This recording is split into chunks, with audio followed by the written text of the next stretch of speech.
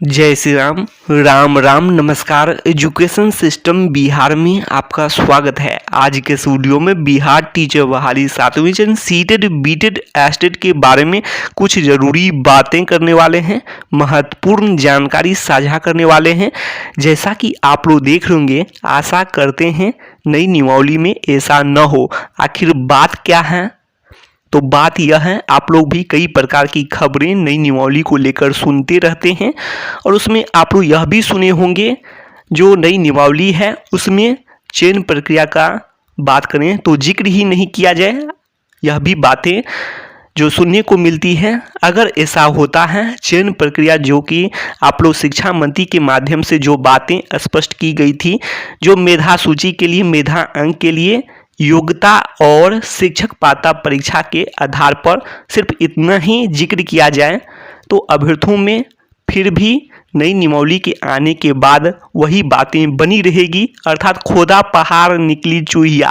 अभ्यर्थी काफ़ी समय से उम्मीद कर रहे हैं नई नियमावली को और नई नियमावली में सभी अभ्यर्थी यही उम्मीद खास करके करते हैं, आखिर 7वीं चरण बहाली प्रक्रिया के लिए चयन प्रक्रिया क्या होंगे, चयन प्रक्रिया क्या होंगे।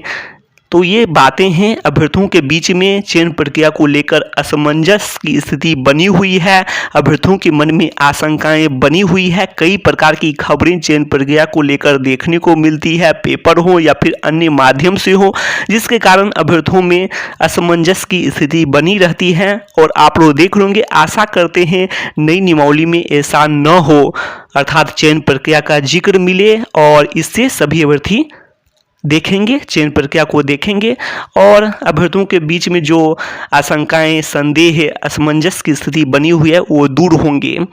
तो नई नियमावली के आने से तो यही तो आशा करेंगे अभ्यर्थी। आप लोग देख लेंगे, जितने भी आप लोग नई नियमावली या फिर कई नियमावली आप लोग देखे होंगे, उसमें आप लोग चयन प्रक्रिया का तो जिक्र देखते ही हैं और पेपर के माध्यम से आप लोग देखे होंगे कि जो जिक्र किया गया था कि जो पहले जैसे बनता था मैट्रिक, इंटर, स्नातक, इसके अलावा प्रशिक्षण और इसके अलावा जो भी है ये सब के बारे में और टेट वेटेज, तो ये सब हैं।